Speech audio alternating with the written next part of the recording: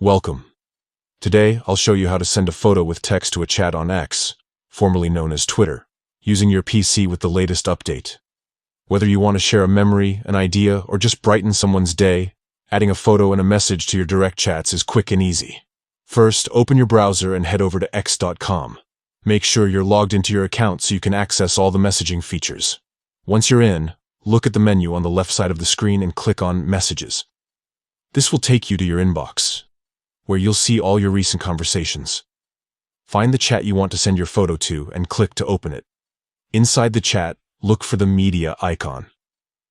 This usually looks like a small photo or camera symbol, right next to where you type your messages.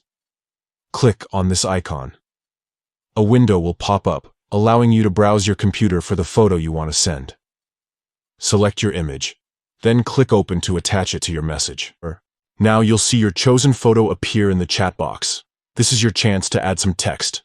Type whatever you want to say, maybe a quick caption, a friendly note, or some context for the photo. Your message will appear alongside the image when you send it. Once you're happy with your photo and text, just click Send. Your message, complete with the attached photo, will instantly be delivered to the chat. It's that simple. With this new update, sharing moments and messages on X is more seamless than ever.